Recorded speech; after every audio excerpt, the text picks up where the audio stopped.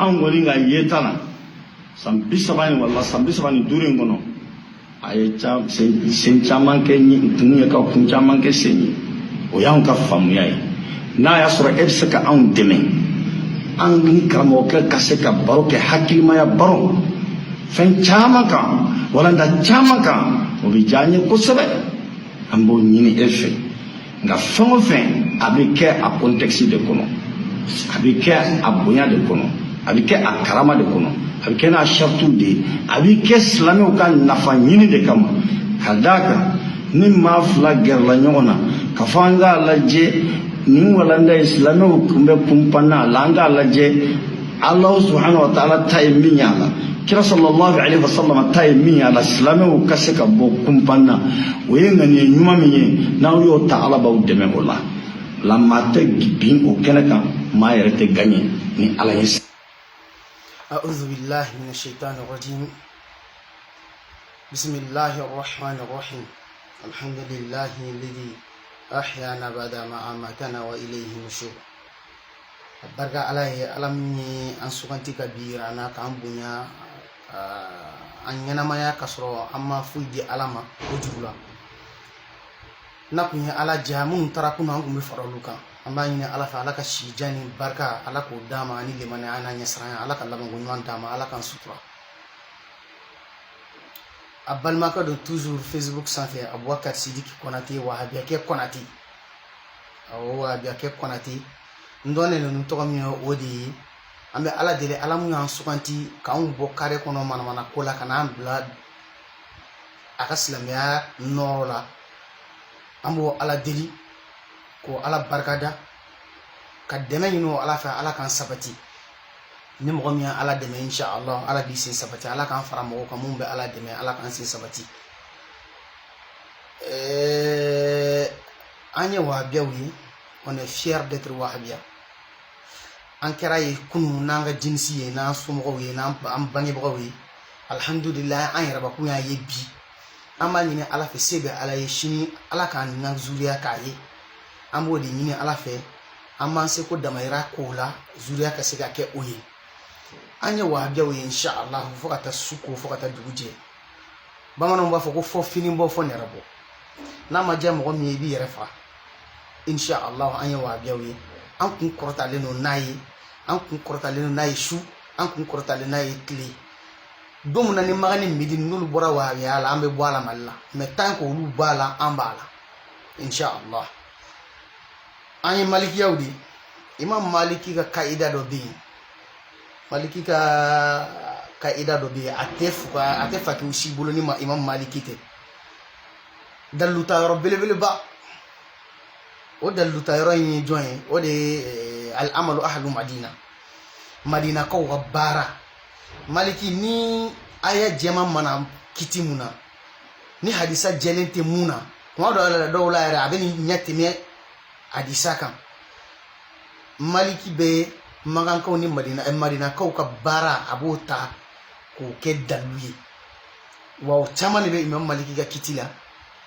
jaja silamɛ jaja an bɛ se ka dalilu ta madinakaw kan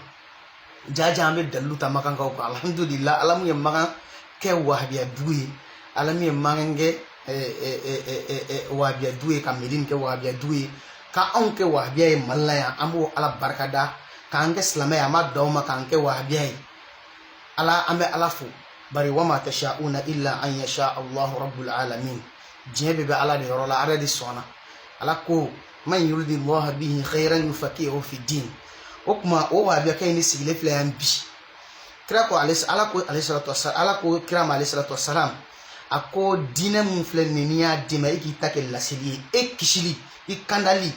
o bɛ ne de bolo k'e kɔlɔsi o bɛ ne de bolo o de la dɔnnibaga bɛɛ bɛnn'a ma ko kira alayhi salatu wasalam depi n'a jinsi la depi ni a ka bɔkolo la ka na dɔɔni dɔɔni ala ma kira bɔ mɔgɔlankolon na hali n'a sɔrɔla u tun tɛ silamɛw ye ala ma kira bɔ mɔgɔlankolon de la ala ye kira bɔ mɔgɔ ɲumanw la k'a kɔlɔsi a zuriya la ka n'a kɔlɔsi a yɛrɛ bangelen na depi n'a denna ma k'a tanga manamana ko bɛɛ ma a ma taa dɔnkɔkiyɔrɔ la a ma taa manamana ko la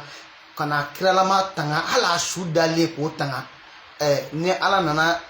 bi ni ala ye dina di madina ko ma o de wahabiya ya dine ala desera ka kira tanga ala ye kira tanga nyinama na ala na dese ka kira tama abaloli su dale kafiru de beta sela kunai abdullah ka boya akwa hijila ka ta selo kafiru ko fe madina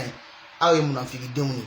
ayaw sigi ay wahabiya wi ambe to anga wahabiya ala inshallah suno nene mo mi kafire nene je kiti islamé billahi la ilaha gairu ne kisiri ko fe wa odi aketwe ma be boyan ka ta ga hijike ya be ta selo wahabiya ko fe alhamdulillah ankara wahabiya wi sigi kunte oye nyante me bakato droni bisi kunye Cheikh Laji Tidiane Sangare galon tege la ka kalande galon tege ka da Imam Idrissa Amara Kantula anga bisi kunyo di ante mokokola anno de fo don ante mokokola ambe tien fo berina anga la yinye muye dron kira ka sunna hiyal oliya o kayele sanfe dron liyuzhiruha ala hizbi kulli akayele parti bedi sanfe o koni alabado yitien o bantu so alabado ban kewalela alabado ban kewalela bantu skuna alabado ala mu shiri alabado ko yitien o de anga la yini ti foyi fo dina de kayele sanfe kira na ni dina mu jelle sanuma o de kayele sanfe o kuma amo ka siko damaira la parce que afra marra minkumul munkara falyughayyirhu bi yadihi ikayele mani buludi ni mo soro fali yastati ikoni maseka ode ayele mani buloi kikayele mani inne koni maseka yele manoye kikayele mani duskunye dalika agwaful iman ode limana bela fegemai okuma semumbanye bi ode kumai semumbanye bi suna defanina o kumai o video ni kele se wore ka anyi note ani ka kwan duskuna ala o se de dama okuma amo kelele la malmo ko haketo anyi ni video yin jana mais video mba jiga video imena intéressant inshallah imam Laji Sangare ka bokko di war markoli be ya video ke doket cliffline ay galon bawde te video yin kono Mumba ira kwamsar din n'est pas digne d'être suivi par un bon musulman. Niya oluka lijinatu udoyu mogo yara de yeta. Ate balana parce que anyamo ba no ebuna nyange alaka hinala alaka yafana maka galongla. O bora fola ko ka idara bina kolongo ko meleke Jibril ala Jibril ya Maria ko kana ala idara ta kolongo ko ka bonwe. Ko idara bulukon tigera ko ala bulukon wore farola. Ko aidara faka juru kumbe dola toro makane tasma wulla aidara ka finina fambe jinna fo aidara far mana kan chama galon fara nyoma uka zigiri dalaw uka dongli dala pedo bela pede no zigiri suloy o peshika galon tige ko aidara denge tari jo bana bakato do kuna ko bana bakato ding musumale no ko nani jo ko kenera ale mogodo nya yelena ala na ale ga zigiri mana kan fara nyoma bon mogo mun ye nie nolu ka kalande galon tige o te balana a contraire na ni tiere fo de be balana o kuma baya talaw anyanta ko nyamo la o ye galon tige lawdi sun tlo be galon tige abora muna o te balana parce que amba fo anga manga zanda la ko zone be zone fana de fana ko bola mo mu nyega na bo ki te fo yo de mo fo boboro doni aidara ka kalande gara galon tige ray ce n'est pas une surprise. Ce n'est pas une surprise parce que Aïdara yare shi be galon tigeri ale yare ta bora galon tigera akara yebali foye abora yebali fola akara na munafiki ay parce que kira munafiku jugo fa ko nu ye kuma mu fo kuto ke waleke nu ye la duto tatime Aïdara koya me aka galon kilen pe fo mu yare be senabi aya fo bena beya metlila ako ko ale ka strate au conseil président ala ka strata la katla ka fo ka dako ko mamu diko place ko ba fo kale bonno fo kale ka strate mene bola ko ala place mu dale mako ka bonno oyi bi o tigi masa abadan fo ala yo au conseil kelen o président ala yo dama katla o sorla mamu diko kelen o place o garoli Allahu akbar ni me hagli tigi Cheikh Ismail Dramé ga kuma rola Cheikh Ismail Dramé ko ako ni mugum ye ala ka daw buruja ki kanto ko sirite islamaya ko jugo islamaya ko ala be nyangata tan fulani dayka ako nani be dayka ka so masa nani be dayka kabru ko nani be dayka al yawmal qiyamati jodo nani mo no be dayka ya ako ko on nani adola kele mi ala y'a fɔ ko ala ɲɛ siran jɔn selibaw kira ka sahabaw a y'u tamasere kɛ suratu fati o laban na a y'a laban a y'u tamasere k'u tamasere ko n'i y'u ye k'i bɛ nɔrɔ dɔ de y'u ɲada la seli nɔrɔ i b'o de y'u ɲada la Ismaël Dramé ko ɲagata fɔlɔ ye min ye ko ala bɛ nɔrɔ in ta k'a b'i la pepu a ye taa ka karamɔgɔ la nɔrɔ kisɛ kelen t'a la ko ala bɛ nɔrɔ in ta k'a b'i la di filanan a ko filanan ye mun ye a ko ala bɛ i ka laɲini yɛrɛ ye mun ye a tigilamɔgɔ ka laɲini yɛrɛ ye mun ye a bɛ ka ala fɔ de fɔ a da la dɛ mun b'a dusukun na k'a tɛ sa abadan fɔ ala k'o bange ja karamɔgɔ ka kuma bɛɛ kun ye ɲɛmɔgɔya ɲini nin bɛ perezan ɲini mali perezan tɛ yan u b'o d'a ma a bɛ tila k'i kanto yan ko a delila ko k'o d'a ma don o don ale delila ka fɛn dɔ de d'a ma mɛ a ye taa deli k'a b'a denkɛ da k'a kantigɛ n'a sɔnna o delili ma n'a y'o delili ɲɛ a ye taa ko a denkɛ kaburu min bɛ ko ɲumanin k'a b'o kaburu walaka a k'a deli ala na kira kosɔn ka kuranɛ don a bolo k'a deli n'a sɔnna o delili ma donc ɲɛmɔgɔya de ka d'a ye ɲɛmɔgɔya de ka d'a ye wolosɛbɛn mun bɛ ta dossier de bɛ taa déposer a tɛ ten dɔrɔn ko wa i tɔgɔ de bɛ taa sɛbɛn au conseil président ayi dossier de bɛ monter ka taa déposer wolosɛbɛn b'o la certificat de résidence b'o la munna a ka certificat de résidence ale ka wolosɛbɛn dɔ de tɛr'i bolo don a ka valise kɔnɔ k'o ta k'o di yan ɲɛmɔgɔya de ka di karamɔgɔ ye nkalontigɛ de di karamɔgɔ ye o t'a bannen dɛ RFI mɔgɔw taara k'a ɲininka tuguni ko karamɔgɔ mɔgɔw dusu kasilen don ko dɔ la fɛn dɔw ma mɔgɔw diya i ko k'e kun tɛ nin ɲɛmɔgɔya in fɛ bi o ɲɛmɔgɔya kelen tilara ka taa d'i ma a ko mɔgɔw tɛ k'o faamuya a ko k'ale m'o fɔ Allahu akbar nin tɛ bala na Sheikh Ismaël Dramé ko a ko ɲangata sabanan a ko a tigilamɔgɔ tɛ sa abadan fɔ ala ka hali den fitinin fɔ ala k'o bila a tigilamɔgɔ la olu k'a dɔgɔya k'a malo k'a woyi ba dugukolo kɔ kan ko bɛɛ de b'a ɲini ko ala bɛ tanga de bɔrɔtɔ ka bɔ a kan mɔgɔ mana wuli u b'i da kɔ a la Allahu akbar Sheikh Ismaël Dramé kun ye karamɔgɔ ye a ko a naaninan dugukolo in kɔ kan yan yanni a ka taa kaburu la ko a satɔla ko ala bɛ na ni mɛlɛkɛw ye mɛlɛkɛw bɛ na ji d'a ma ala bɛ minɔgɔ gɛlɛn bila a tigilamɔgɔ la a tigilamɔgɔ minɔgɔ bɛ kɛ k'a b'a faga ko mɛlɛkɛw bɛ na ni ji ye a ɲɛ bɛ ji la u tɛ ji d'a ma ala k'an kisi a ma o tigilamɔgɔ ka kalanden n'o kɛra nkalontigɛla ye i n'a fɔ Laji Tijani Sangare o tɛ bala anw na Laji Tijani ko a ka kuma la a ko a ye invitation ci ka taa an ka karamɔgɔ ma n'o ye Imam Idrissa Mara Kante ye ko a ye page Imam Idrissa ka page sanfɛ k'a ye Imam Idrissa ka fɛn dɔ de ye ale yɛrɛ de y'o ye mɔgɔ tɔgɔ t'o la foyi t'o la k'ale y'a ka demande de la don o fɛ ko sinon ko ale ka ko ni Imam Idrissa ka Aidara ka demande Imam Idrissa fan fɛ ko tɛ ɲɔgɔn sara la a ye nkalon de tigɛ page Facebook sanfɛ bɛɛ b'a dɔn a bɛ constituer cogo min na karamɔgɔ ka page bɛɛ b'a dɔn a bɛ constituer cogo min na n'anw kalandenw tɛ dɛ anw yɛrɛ de kɛlen don k'an ta constituer an yɛrɛ de bɛ video bila kan an yɛrɛ de bɛ commentaire kɛ sinon Serifula Duba Duma o page bɛ yen Aidara ta tɛ Aidara tɛ sɔn bila kan a tɛ kuma kan administrateur de bɛ sɔn bila kan kelen Kabala Mali u bɛ yen u b'a dɔn u ka page de don Aidara tɛ sɔn bila kan a administrateur de bɛ sɔn bila kan mais a bɛɛ bɛ Aidara tɔgɔ la Serif Ousmane Madani Aidara ka page officielle bɛ yen u b'a dɔn Aidara tɛ page fɛn bila kan administrateur de bɛ wajulu bila kan o ɲɔgɔnna bɛ yen Mayi Watara ka page officielle bɛ yen Nanja ka page officielle bɛ yen Amin de Mayi Watara ka page Club des Amis de Mayi Watara ka page Mayi tɛ video bila nin si kan o bɛ cogo min na Imam Idrissa ka page bɛ yen administrateur de b'a la olu de bɛ video bila olu de b'a commenter Imam Idrissa ka sira foyi tɛ nin na a t'a commenter a tɛ video bila donc i ye administrateur ka commentaire de lajɛ ka t'i bala o la ko o ye imam ka page ye ko imam yɛrɛ de y'o bila k'a sɔrɔ ko in kɛra le 2 mars ni ma fili le 2 mars ko in kɛra o de la ko in kɛra ka sɔrɔ san kelen Imam Idrissa bɛ ka mɔgɔw invité débat Imam Idrissa bɛ ka Aidara ka nkalonw ta k'a décortiquer misiri kɔnɔ a ka darasiw la a b'a décortiquer ni hadisa ni kuranɛ ye cɛ si ma sɔrɔ mun b'a fɔ ko amisari la kɔngɔ ye k'a bɛ ka mun fɔ ko ye nkalon ye hali bi cɛ ma sɔrɔ dugukolo kɔnɔ mun ka k'a ye nkalon tigɛ mais kuma min na Imam Idrissa mɔgɔw fɛn na u bɛ a critiquer u bɛ page in critiquer u b'a critiquer wulila k'a fɔ ko yanni Imam Idrissa k'i ta kɛ critiquer le Facebook sanfɛ ko Imam Idrissa tɛ défi lancer Aidara ma mun na ko parce que Aidara yɛrɛ de ko n'i ma ka kuma faamuya k'i k'a sɔrɔ yen Imam Idrissa y'a fɔ ɲɛna k'an sɛgɛnna an y'a ɲini ka dɛsɛ an ye karamɔgɔ ɲini ka dɛsɛ aw yɛrɛ ka karamɔgɔ ɲini ka na n'a ye an ka se ka débat kɛ parce que an y'a laɲini k'an n'a bɛ sigi ka dɛsɛ donc u ye nin critiquew kɛ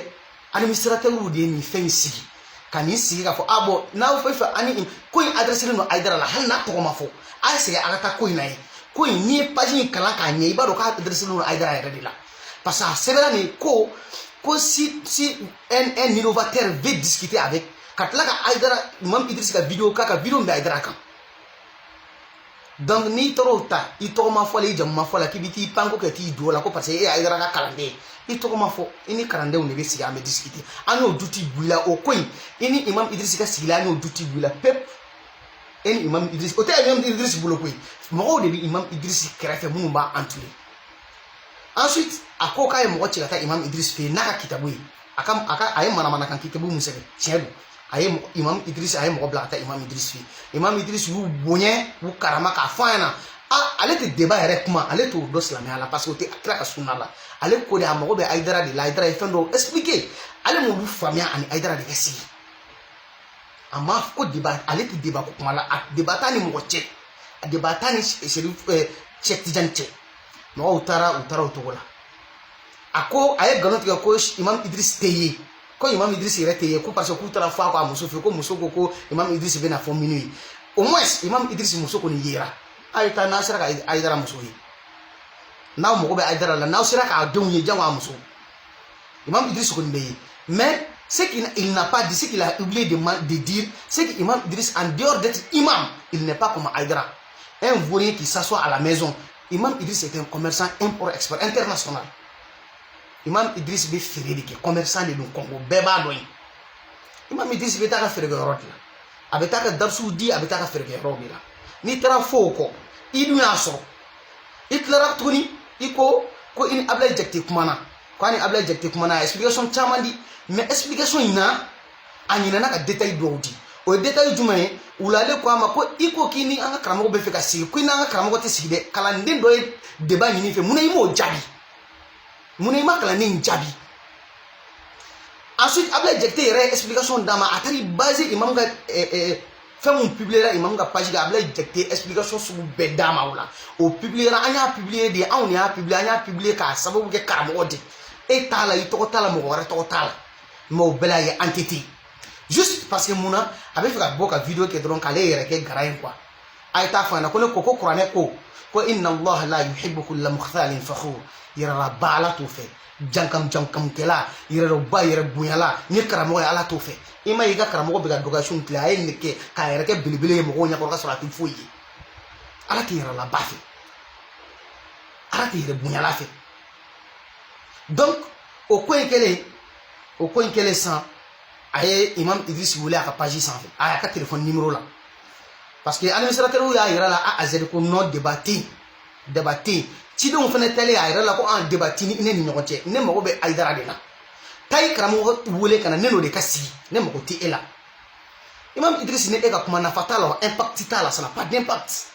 an mago b'o de la e ɲinɛ dɔrɔn an bɛ ka fɛn dɔ de viser o on est en train de viser quelque chose an mago bɛ débat de la impact bɛ débat mun na mun nɔ bɛ yen ni débat in kɛra mun nɔ bɛ yen Imam Idriss y'i kali de a ye kali de a ko walahi n'a ni Aïdara ye ɲɔgɔn sɔrɔ ko walahi k'a b'a bɔ k'a bin ka karafe don a da walahi a y'a kali de mais a ye a to ani Aïdara ka sigi a ka kuma an tɛ aw tɛ o e ni ne yɛrɛ ka sigi ka kuma mais n bɛna se o ma inshallah ko nana kɛ ten ko kelen tɛ o cogo la a tɔgɔ bɔra n kɔnɔ ani wulale kumana wulale ko a ma ko n'i nana kɔngɔ ne bɛ t'i sɔgɔrɛ i bɛ yɔrɔ min na ne bɛ yen n yɛrɛ bɛ t'i sɛgɛrɛ ne n'i bɛ sigi a ko k'a ni wulale tɛ sigi wulale ko ne n'i bɛ sigi a ko k'a ni wulale tɛ sigi kuma caman a ye nkalon yɛrɛ tigɛ ko wayi ko wulale ko Imam Idriss ka karamɔgɔ ye Mamu Diko ye ko Mamu Diko ni Aïdara ni Cam k'olu ye ani karamɔgɔ wɛrɛ k'olu ye débat yɛrɛ de kɛ ORTM na ko Aïdara ye débat da t'olu la ORTM na a ka kuma de b'o yira a y'o de fɔ kuma in na subhanallah Mali bɛɛ an ma deli k'a mɛn nin tɛ Mali bɛɛ an ma deli k'a mɛn ko Aïdara ni Mamu Diko ye débat kɛ nin tɛ an ma deli k'a mɛn abadani i dalen don a la ko o ye tiɲɛ ye amisariw m'o labɔ aw daba ninnu an m'o vidéo bɔ fɔlɔ Allahu akbar a y'a vidéo bɔ an ka ye a k'o débat de a y'a vidéo bɔ an ka ye an bɛ tɛmɛ o kan o kɛra ten o kɛlen a tɔgɔ bɔra n kɔnɔ a ko k'a ye Imam Idriss wele ko Imam Idriss ko bɛ répondeur kan ko a ka numéro personnel k'o tɛ don ko kuma dɔ la ko o ye kɔngɔ bila c'est à dire a bɛ fɛ ka bɔ k'o bolila ale ɲɛ kuma in laɲini y'o di n'i y'a mɛn dɔrɔn i b'a fɔ k'o de don parce que a bɛ solo ka zikiri kura in don a kɔnɔ bon an tɛ jigin u la mais n bɛ fɛ ka mun éclairci imam karamɔgɔ ye o de ye k'a fɔ ko imam ye commerçant de imam tara aka commerce de sira la imam tara aka minanta de la ko minnu bɛ kɔngɔ olu b'a dɔn ko imamu ye cɛ min ye k'a tɛ boli kelen filanan a dalu yɛrɛ ye mun ye ko imam bɛ voyager sunkalo makɔnɔ imam bɛ voyager o la salon sunkalo minnu bɛ kɔngɔ u bɛ se ka seereya salon sunkalo imamu voyagera ka taa a ka minanta la nin heure in na imam nana sunkalo tile 14 a donna kɔngɔ sunkalo tile 14 donc ce qui veut dire que o kɛra salon de don o kɛra tɛ ɲinɛ ye dɛ o kɛra salon de salon n'a kɔni taara ka voyage la a nana sunkalo tile 14 ɲina tuguni a tilara ka t'o voyage kelen na o heure kelen na an yɛrɛ ye imamu wele imamu ko k'ale bɛ segin le 4 de ce mois sunkalo dun bɛ daminɛ probablement le 6 o b'a sɔrɔ la imamu taara ka voyage la sunkalo ma dɛ imamu bɛ boli e ɲɛ e ko k'e bɛ taa sunkalo de la imamu bɛ boli e ɲɛ sunkalo yɛrɛ ma se fɔlɔ imamu est parti il y a de cela plus de moins de il y a de cela 1 mois imamu taara ka voyage la e ko k'i bɛ na sunkalo de la imamu ma boli sunkalo la sunkalo makɔnɔ ni imamu bɛ boli e ɲɛ imamu dun ko k'ale bɛ segin le 4 de ce mois sunkalo dun bɛ daminɛ ka sɔrɔ le 4 tɛmɛna ni kuma in tɛ ɲɔgɔn kun ta imam taara ka minɛn san de la imam ye commerçant de a taara ka minɛn san de la imam bɛ na Congo le 4 imam bɛ don Congo le 4 de ce mois imam da yɛrɛ de ko ale bɛ don Congo le 4 de ce mois ale yɛrɛ tɛ segin Tijani ka nin ko ninnu kalama koyi ninnu y'ale bolo manamana kow di donc en global ko in fɛnw de filɛ nin ye ko donna cogo min na ko bɔra ko donna cogo min na o de filɛ nin ye donc k'a fɔ ko imam Idris Amara Kante bolila o ye yɛlɛko di wallahi o ye yɛlɛko di Cheikh Tijani de bɛ boli wallahi Cheikh Tijani de bɛ boli Cheikh Tijani Sangare Ibrahim Fofana Laginɛ a ka numéro bɛ n bolo n b'a wele n'a ye n diya n b'a bila direct la mais direct la n b'a bila direct la san wallahi Ibrahim Fofana a bɛ u tun bɛ groupe dɔ sanfɛ groupe in tɔgɔ ko Hiwarul Maftuh n'i m'a fili groupe in tɔgɔ ye y'o ye groupe in u bɛ groupe in sanfɛ imam a ye manamanakan fɔ ko Muawiya ye bandi yɛrɛ de ko Muawiya ye bandi chef de manamanakan fɔ Muawiya ma a digira Ibrahim Fofana la an b'a fɔ Ibrahim Fofana sirina de ko Ibn Taymiya y'a fɔ a ma ko bon ne b'i invité je te défie i ko bandi don ne ko silamɛ don bɔ an ka débat kɛ wallahi mɔgɔ min y'a deli nin groupe in sanfɛ a bɛ mɔgɔ 30 bɔ wallahi a ma sɔn k'a deli ka ko sugu bɛɛ k'a ma sɔn a sɔn bɛ n bolo comme ni n ko ko m'o bɛɛ jouer vidéo bɛ na janya a sɔn bɛ n bolo wallahi a ma sɔn k'a deli ka ko sugu bɛɛ k'a ma sɔn cɛ ka sɔnni a bɛ n'i bolo d'a ko walasa a ka sɔn débat ma a ma sɔn ale de bɛ boli a ko wayi k'ale tɛ débat ko fɛ mun na ko parce que k'o ye denmisɛnnin ye licence de b'o bolo diplôme yɛrɛ t'ale bolo mais licence de b'o bolo Jamia la Médine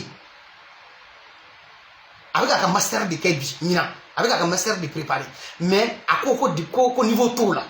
diplôme t'ale bolo yɛrɛ juste parce que ko wayi k'ale ye livre dɔ sɛbɛn ne y'o de fɔ n ka kuma la o a nkalontigɛla ka kalanden tɛ dɔwɛrɛ fɔ nkalon kɔ k'ale ka livre in k'o de livre in dilanna ko livre in dilanna Égypte k'ale ka livre in dilanna Égypte de ko égyptien mun y'o ratifié ne ko n ko a tɔgɔ bɔra n kɔnɔ a ka livre ko in bɛ ne hakili jigin fɛn dɔ de la o ye mun ye tuma min na Muwatta Malik tuma min na Imam Maliki b'a ka Muwatta sɛbɛn a ye san caman kɛ a bɛ ka Muwatta in sɛbɛn a y'a ye Muwatta sɛbɛn Muwatta bannen a sɔrɔla ka taa Muwatta di Harun Rashid ma bon Muwatta di Harun Rashid kɛlen ka Muwatta kalan Muwatta ye sanga sɔrɔ kosɛbɛ mɔgɔ caman ko Muwatta fulani mɔgɔ caman ye ka Muwatta sɛbɛn mɔgɔ caman ye Muwatta sɛbɛn Muwatta fulani karisa ka Muwatta o nana Harun Rashid nana Imam Maliki fɛ yen a ko Imam Malik a ko nin bɛ cogo min na n bɛna bɛɛ de kɛ Muwatta interdit fana kɛra i ka Muwatta ye e ta in de kɛrɛnkɛrɛnnen don i ta in de kɛrɛnkɛrɛnnen don kosɛbɛ kosɛbɛ n bɛna bɛɛ ta bɔ yen fo e ta Imam Malik ko rahimahullah a ko Harun Rashid ma ko a kana ko kɛ ten k'a k'a to yen ten a ko mun sɛbɛnna Ala kama k'o de bɛ to yen mun sɛbɛnna Ala kama k'o de bɛ to yen Cheikh Tijani ka livre kitabu in n'a y'a sɛbɛn kitabu in yɛrɛ bɛ n bolo komi wulili n tɛ se ka déplacer ka taa n ye kitabu in kalan foyi t'a kɔnɔ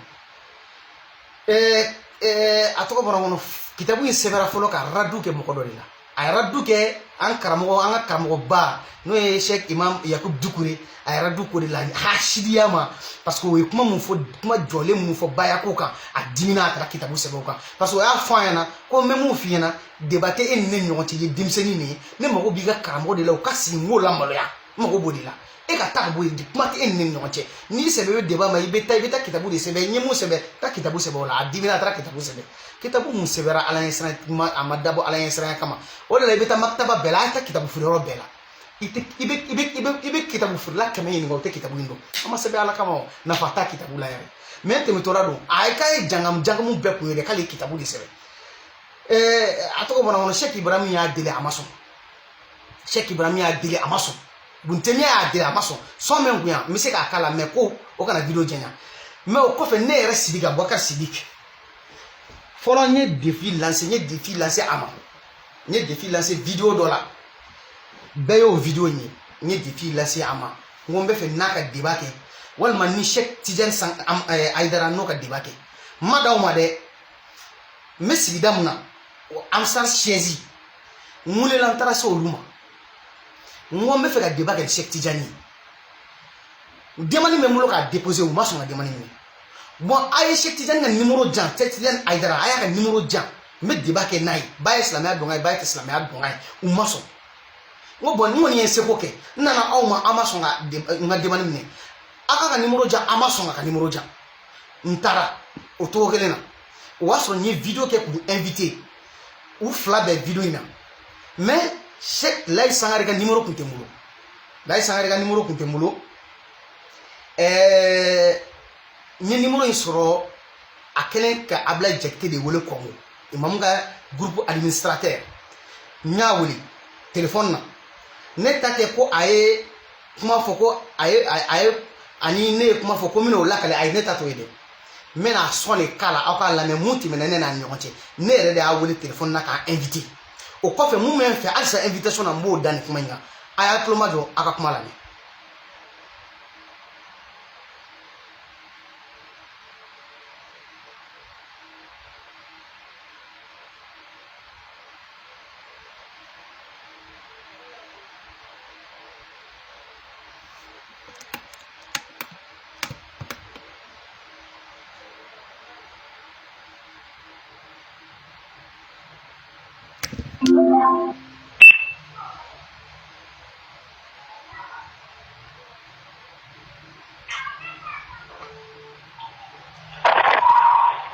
Hello? Sorry. Oui, non. Mo. C'est ça, non? Non, moi, je vais faire comment de fois. Non, moi, je vais faire comment de fois. Oui. C'est-à-dire, daluté, on est à fond, on est à compter cramoyer. Daluto ye quoi ote dalu ay afona ka to sabe ka fendo de expliquer me ka fendo de expliquer ni ma jo ni fena ma ne jo ne ga na kuma na mesa ngo inna allah la yuhibbu kull mukhtalin fakhur ala te yere la baw fe sa ala te yere bunya law fe de biteki kanto ki biteki imam mayi kala ne te mayi ga kuma la e ko ki biteki wala donc ne fera mu ko sa ne fera mu ko ah me ki wele muna ne biski wele muna mi deli itake ala na kira de foson quoi mais igati namusa namesa comment tu m'aimes pas écoute-moi d'abord on n'est qu'à parler entre des personnes sérieuses hein comment dirais-je Igba Kalama ta page tu as publié Igafo Nico bon quand j'avais fait ma première vidéo c'est la vidéo donc mais qui fait prendre moi pas donc qui va apparemment ma vidéo que non voilà comme Allah il nous a mon bois pour le côté donc il ma vidéo que au fait comment dirais-je ika c'est kono ika sebelina ika tuka sebelina non ika tchatchania nous t'a béni iko le débat n'aura jamais lieu avec Amara Kanté va pas dire nous de faux voilà bon si telle est votre position. Est-ce que moi je vais me rabaisser encore pour te recevoir toi un novice qui ne connaît absolument rien? Tu vois que c'est pas possible. Tu ne peux pas savoir que je ne connais rien sans débattre avec moi. Non mais toi tu ne peux pas juger mon degré d'intelligence, tu ne peux pas juger mon degré de niveau sans qu'on s'assoie pour discuter. Tu ne connais absolument rien, tu as un degré, tu as un niveau d'intelligence. Ouais, c'est ce que tu as dit, c'est ce que tu as dit à Ibn Taymiya, c'est quand il t'a invité. C'est la même chose,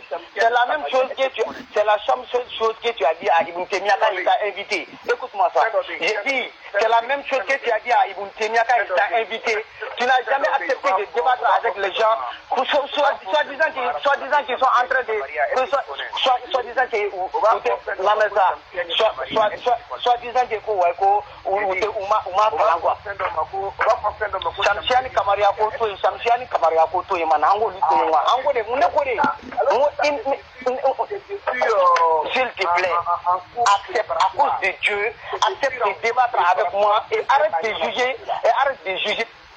Voilà, mes vidéos indé pour que fait un agenda. Ni yɛrɛ de y'a wele téléphone na comme peut-être à son man bon kosɛbɛ n yɛrɛ de y'a wele téléphone na n y'a enregistré n y'a wele siɲɛ fɔlɔ la o kɛra 6 minutes n y'a fɔ a ɲɛna ko bon n bɛ ka vidéo in enregistré min ni invité débat la i ye Imam Idriss invité ne y'i invité fɔlɔ i man jaabi n y'i ka numéro sɔrɔ n yɛrɛ de bi n'i wele téléphone na k'i invité débat la i ka sɔn ne n'i ka se ka débat kɛ a ye mun de fɔ a ko ne ye vidéo dɔ kɛ fɔlɔ ko ne tɛ arabukan yɛrɛ mɛn ko Shamsiani Kamaria ay ko ne to yɛrɛ o farku dɔn ko ka bɔ ɲɔgɔn na mana ka k'ale tɛ se ka sigi ka ni ne ye ko moi je suis novice il a fui n y'a fɔ a ɲɛna n ka Shamsiani Kamaria ko to yen kuma in yɛrɛ bɛ ne dabaliya ba mun na parce que tout récemment a taara u ka mawludu mun kɛra Segu karamɔgɔ ye explication de di comme quoi arabukan mɛn tɛ silamɛya ye arabukan mɛn ni silamɛya dɔnni tɛ ɲɔgɔn sara la karamɔgɔ ye ko di a ko a ye misali ta a ko ni ne ko sisan ko darabtul himara ko walima ni ko sisan ko darabtul himaru ko laɲini mɔgɔ c'est à dire ko mun ko darabtul himaru ko o tigi ye xataw kɛ ko mais ko tigi b'a dɔn ko mais ko lamɛnnikɛbaga b'a dɔn ko laɲini ye mun ye parce que en arabe on appelle quelque chose une phrase simple. Phrase simple ni arabe no abe français yɛrɛ la c'est comme sujet verbe complément donc en arabe o ɲɔgɔnna bɛ yen ni ko sisan ni fiilu nana fa'ilu kana mafulu bihi bɛ na da'iman mafulu bihi o ye mansubu di donc ni mafulu bihi ni mɔgɔ min y'a kɛ marfu ye o tigi ye kataw kɛ karamɔgɔ ko mais hali ni mɔgɔ min y'o kɛ ko laɲini i b'a dɔn ko a tigi ka laɲini ye mun ye donc karamɔgɔ bɛ fɛ k'a jira ko arabukan mɛn tɛ silamɛya ka sɔrɔ o ye nkalon de dɛ comme an t'o kɛnɛ kan an t'o babu la an ka tɛmɛ o kan mais o ka kalanden de ko k'a tɛ sigi ni mɔgɔ ye ko mɔgɔ min tɛ arabukan mɛn ne ko a ma lastu ustazan ana tilmizun jadid s'il te plaît n b'i deli ala a n'a kira kosɔn Cheikh Ahmad Tidiane n bolo kɔrɔtalen filɛ n'a lajigi Ahmad Tidiane Aidara denkɛ Ahmad Tidiane Aidara n bolo kɔrɔtalen filɛ ne Sidiki bolo kɔrɔtalen filɛ a y'a kɛ ala kama Laye Sangare Côte d'Ivoire na aw ma kɛ Amsardini ɲɛmɔgɔdenw ye Amsardini yɛrɛ wolo de y'aw ye n b'aw deli ala kosɔn a ye n ka défi accepté n'aw sera ne la n y'o de lawudu d'aw ma n bɛ baya ta kɛnɛ kan ne de ko ten n bɛ baya ta kɛnɛ kan inshallah kuma tɛ janya yɛrɛ parce que a ye défi lase imam Idriss ma ko fɛn 5 bɛ yen k'a bɛ fɛ ka ni imam Idriss ka sigi ko 5 bɛ yen a y'o énuméré ko k'a fɔ ko baya yɛrɛ tɛ kuranɛ kɔnɔ ko karamɔgɔ si tɛ se k'o fɔ ko k'a fɔ ko baya n'i y'a minɛ ko n'i ye baya ta k'i bɛ don arijinɛ ko karamɔgɔ si tɛ se k'a fɔ ko tɛ tiɲɛ ye ko mais k'ale a ye fɛn dɔw si tɛ se ko mais a bɛ fɛ ani imam Idriss ka sigi ka débat kɛ mun kan o de ye bayatul islamiya wajibi don wa wajibi tɛ silamɛya donkan don silamɛya donkan tɛ ne tɛ taa fɔ yen ne tɛ taa fɔ yen a y'a daminɛ mun na dɛ ne bɛ fɛ an ka sigi ka débat k'o de kan silamɛya baya a ye taara ka layidu 6 a bɛ kuranɛ kɔnɔ wa a tɛ kuranɛ kɔnɔ k'a t'a kɔnɔ ne de ko ten a ka bɔ an ka défi k'a ye bɔ Amsardini yɛrɛ wolo dɔ ka bɔ impact bɛ mɔgɔ min ka débat la impact bɛ mun ka débat la n ka m'o de ma o dɔ ka bɔ o tigi ka ne défier ala n'a kira kosɔn ala n'a kira n y'o de fɔ ne ye imam Idriss Amara Kante ka kalanden de Mali la yani Cheikh Ahmad Tidiane ko a ka débat la ko waye ale bɛ Mani Watara kalan ale bɛ Idriss kalan juste parce que mun na olu de bɛ ka tiɲɛ fɔ dɔrɔn a banna sinon Mani Watara ko kuma tɛ yan o an Mani Watara ko kuma kɛ o ne ko i ne de ka sigi ka débat kɛ ne ma Mani Watara ko kuma f'i ɲɛna i ko k'i ne tɛ se ka sigi ko parce que ko ne ye novice de ko ne tɛ foyi n b'i deli ala kosɔn n y'a f'i ɲɛna n ye kalanden de ala kosɔn ala n bolo 2 de bɛ n ko i ye comme n'i tɛ ala dɔn a kɛ Aidara kosɔn parce que a tɛ ala dɔn a bɛ Aidara de dɔn n b'i deli Aidara kosɔn Cheikh Tidiane Sangare n tatɔ de Côte d'Ivoire ni sunkalo tɛmɛna n'i ma sɔn ka appel laminɛli ma n bɛna n kɔrɔkɛ ci ma imamu don a ka taa i ka débat ɲini fɛ n'i ma sɔn n bɛna déplacer Ramadan mana tɛmɛ bada Ramadan n bɛ taa Côte d'Ivoire fo marikori ka so kɔnɔ n yɛrɛ de bɛ déplacer ka taa débat ɲini fɛ n'i ma sɔn ni n ka caméra ni n ka fɛn de bɛ taa n bɛ taa filmer f'i ka du kɔnɔ n b'a publier o kuma défi lancé le filɛ nin dɛ n seginna ka défi lancé tuguni